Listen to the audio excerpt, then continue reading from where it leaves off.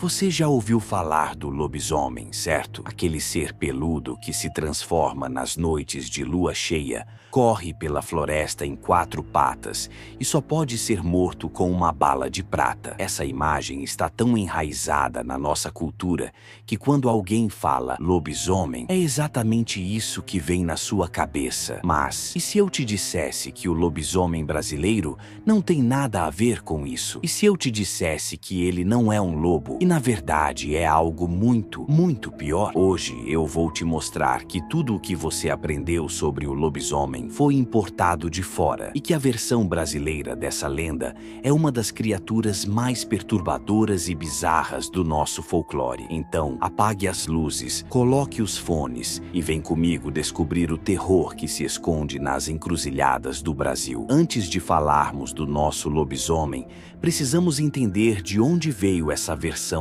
clássica que todo mundo conhece. E a resposta vai te surpreender. Foi Hollywood que criou o lobisomem moderno. Em 1941, o filme The Wolfman estreou nos cinemas e mudou completamente a lenda. Foi esse filme que inventou a lua cheia como gatilho para a transformação. Foi esse filme que popularizou a prata como única fraqueza. E foi esse filme que criou a imagem do lobisomem como essa criatura peluda meio homem, meio lobo. Antes disso, as histórias europeias de lobisomem eram bem diferentes. Na Idade Média, quando alguém era acusado de ser lobisomem, não estavam falando de uma criatura híbrida. Estavam falando de alguém que literalmente se transformava em um lobo completo. Um animal, 4 patas, focinho, cauda. Um lobo de verdade, só que maior, mais agressivo. E aqui está o detalhe importante. Não tinha nada de lua cheia nisso. Os lobisomens europeus podiam se transformar quando quisessem. Alguns diziam que era através de um pacto com o demônio. Outros falavam de uma pomada mágica. Mas lua cheia? Isso é pura invenção do cinema. E sabe o que é mais interessante? Essa história toda só faz sentido na Europa porque lá existem lobos. Florestas cheias de lobos. Uma longa história de ataques de lobos a vilas e fazendas. O lobo era o predador mais temido por séculos. Agora me diz uma coisa. Quantos lobos você já viu no Brasil? É aqui que a história começa a ficar estranha. Porque quando os colonizadores portugueses chegaram aqui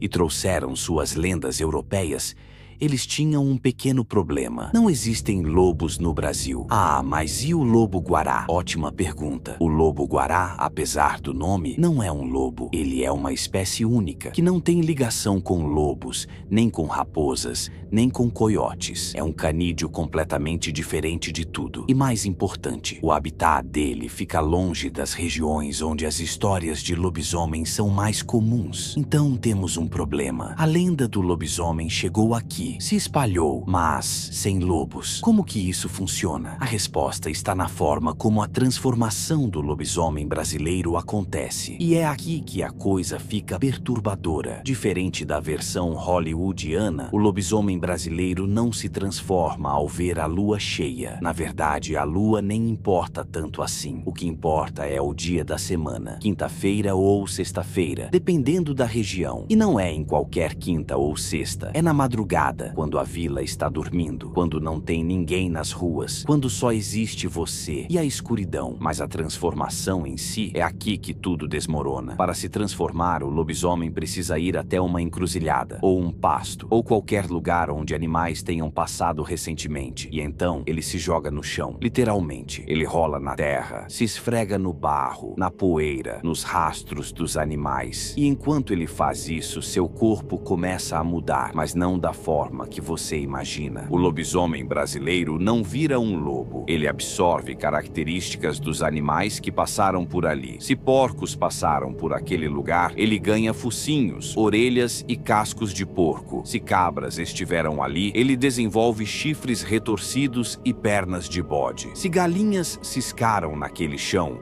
Ele fica com penas, bico e garras de ave. E aqui está o pior de tudo. Geralmente, mais de um tipo de animal passou por ali. Você entendeu onde isso vai dar? O lobisomem brasileiro não é uma criatura elegante como nos filmes. Não é aquele híbrido equilibrado de homem e lobo, forte, ágil, predador perfeito. Não, o lobisomem brasileiro é uma aberração, uma mistura grotesca e deformada de múltiplos animais. Um corpo humano tentando se transformar em 5, 6, 10 criaturas diferentes ao mesmo tempo. Imagine, um torso humano coberto de pelos, mas também de penas. Braços alongados terminando em cascos de porco de um lado e garras de galinha do outro. Pernas tortas, uma de bode e outra de cachorro. Um rosto que não consegue decidir se é focinho de porco ou bico de ave. Então fica no meio termo, deformado, errado. Os relatos de quem diz ter visto um lobisomem brasileiro não falam de uma criatura majestosa. Falam de algo que não deveria existir. Algo que parece estar em constante dor. Algo que se move de forma errada. Como se o próprio corpo não soubesse como funcionar. É por isso que eu digo, o lobisomem brasileiro não é um lobo. E ele é 100 vezes pior. Mas como alguém se torna um lobisomem no Brasil? Porque até nisso a nossa versão é completamente diferente. Na Europa você vira lobisomem se for mordido por outro lobisomem. Simples assim. É uma maldição que se espalha como uma doença. No Brasil, a coisa é bem mais específica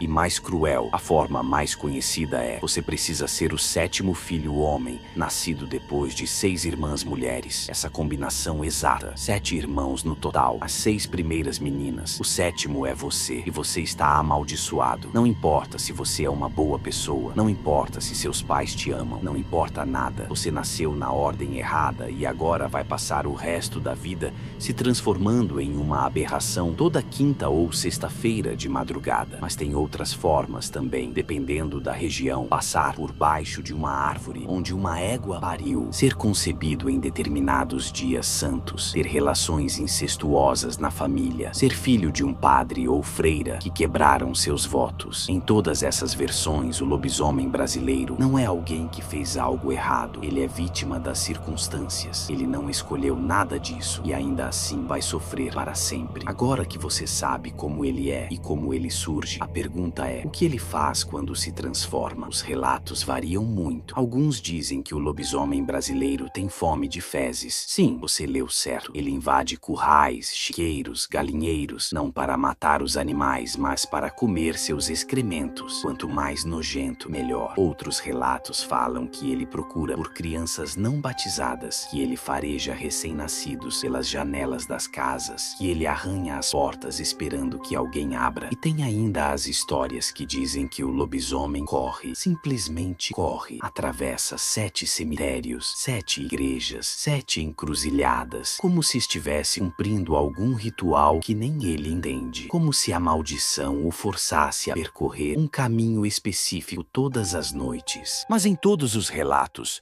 uma coisa é constante: o lobisomem brasileiro não quer ser o que é. Não existe prazer na transformação, não existe poder, só existe sofrimento. E se você encontrar um, o que fazer? Bala de prata? Esqueça, isso não funciona aqui. As defesas contra o lobisomem brasileiro são bem mais religiosas. Cruzes, uma cruz na porta, na janela, no portão. O lobisomem não consegue passar. Alguns dizem que ele até tenta, mas a visão da cruz causa dor física nele. Sal grosso, espalhe sal nas entradas da casa. Forme uma linha que ele não possa cruzar. O sal representa purificação e ele, sendo uma criatura amaldiçoada, não suporta alho e arruda. Não é vampiro, mas funciona do mesmo jeito. O cheiro forte dessas plantas afasta a criatura. Rezas e orações, principalmente o Pai Nosso e a Ave Maria. O lobisomem, sendo fruto de uma maldição, foge de bênçãos, mas a proteção mais eficaz, segundo os mais velhos, é simplesmente não sair de casa nas madrugadas de quinta e sexta-feira. Trancar tudo, apagar as luzes, fingir que você não está ali, porque se o lobisomem te vê, se ele sabe que você sabe o que ele é, você se torna uma testemunha, e aí ele pode voltar noite após noite, até conseguir o que quer. Mas isso é só lenda, né? Ninguém realmente acredita nisso. Você ficaria surpreso no interior do Brasil, principalmente nas regiões Norte, Nordeste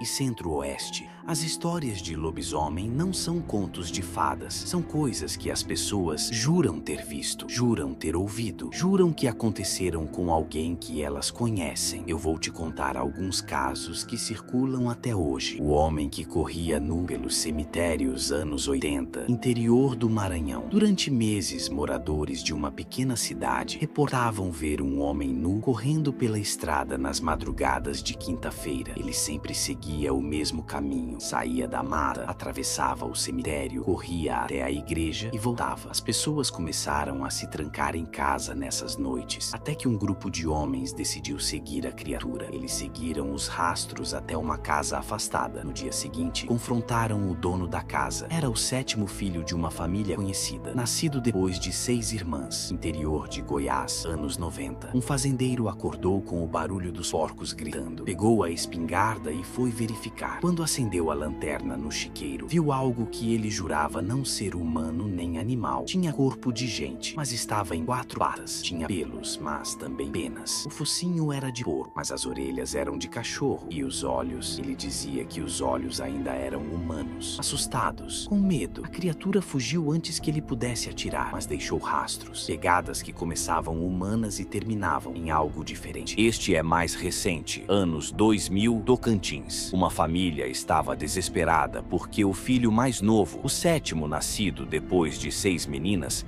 havia completado 13 anos, idade em que, segundo a lenda, a maldição se manifesta pela primeira vez. O menino começou a ter pesadelos todas as quintas-feiras. Acordava suado, dizendo que precisava sair de casa, que algo estava chamando ele. Os pais o trancavam no quarto, mas ele arranhava a porta a noite inteira, até que numa madrugada conseguiu escapar. Encontraram ele de manhã, nu, coberto de lama, dormindo no meio de um pasto. Quando acordou, não lembrava de nada, mas tinha arranhões pelo corpo todo e pelos de animais grudados na pele. A família se mudou para a capital logo depois. Nunca mais voltaram. Você percebe a diferença? O lobisomem dos filmes é um monstro, sim, mas é um monstro poderoso. É um predador alfa. Quando as pessoas viram lobisomem nos filmes, existe um certo fascínio, uma admiração pela força da criatura. O lobisomem brasileiro não tem nada disso. Ele não é forte, ele é deformado, ele não é livre, ele é escravo de uma maldição. Ele não escolheu nada, ele apenas nasceu errado. E talvez o mais assustador de tudo, ele não deixa de ser humano. Durante o dia é uma pessoa normal, que trabalha, que tem família, que conversa com você na rua. Mas quando a quinta-feira chega, ele se transforma em algo que nem ele mesmo consegue controlar. O terror do lobisomem brasileiro não está na ameaça que ele representa, está na tragédia que ele é. É um horror diferente. Não é o medo de ser atacado, é o medo de se tornar a própria monstruosidade. É o medo de perder o controle do seu próprio corpo. É o medo de olhar no espelho e não reconhecer o que você está virando. Mas de onde veio tudo isso? Por que o Brasil transformou a lenda europeia do lobisomem em algo tão diferente? A resposta está na mistura cultural que forma o nosso país. Os portugueses trouxeram a base, a ideia de alguém que se transforma em animal. Mas aqui, essa ideia se encontrou com as crenças indígenas sobre metamorfose e espíritos animais. Se misturou com as religiões africanas e o conceito de que certos atos geram maldições espirituais. E foi temperada com o catolicismo popular, que via transformações como punições divinas. O resultado foi uma lenda completamente nova, única, brasileira. E talvez, em algum nível, a história do lobisomem brasileiro seja uma metáfora, uma forma do povo do interior processar seus medos reais. O medo da solidão nas madrugadas sem luz. O medo das doenças mentais que não tinham explicação. O medo de ser diferente numa comunidade pequena onde todos se conhecem. O medo de carregar culpas que não são suas. Porque no fundo, todos nós temos medo de acordar um dia e descobrir que nos transformamos em algo monstruoso, que perdemos o controle, que não somos mais nós mesmos. E o lobisomem brasileiro representa exatamente exatamente isso. Então sim, o lobisomem brasileiro não é um lobo. Nunca foi. Ele é uma mistura impossível de animais. Uma aberração. Uma criatura que não deveria existir e que sofre por existir. Ele é 100 vezes pior que o lobisomem dos filmes porque ele não tem glamour, não tem poder, não tem escolha. Ele é só trágico. E talvez seja por isso que a lenda persiste até hoje no interior do Brasil. Não porque as pessoas realmente acreditam que existem homens se transformando em aberrações toda quinta-feira, mas porque essa lenda toca em algo profundo na nossa psique. O medo de perder a humanidade, o medo de se tornar o que mais tememos, o medo de descobrir que o monstro sempre esteve dentro de nós. Da próxima vez que você ouvir alguém falar sobre lobisomem, lembre-se, a versão que Hollywood te vendeu é apenas a superfície. A verdadeira lenda, a versão brasileira, é muito mais estranha, muito mais perturbadora e muito, muito mais assustadora. E aí, você ainda acha que conhecia a história do lobisomem? Conta aqui nos comentários se você já ouviu algum relato de lobisomem na sua região. E se você nasceu na ordem errada na família. Bom, toma cuidado nas quintas-feiras. Se você gostou desse vídeo, se inscreve no canal e ativa o sininho, porque eu tenho muito mais lendas brasileiras perturbadoras para te contar. E acredite, tem coisa muito pior que o lobisomem esperando para ser revelada. Até a próxima e tenta dormir bem hoje.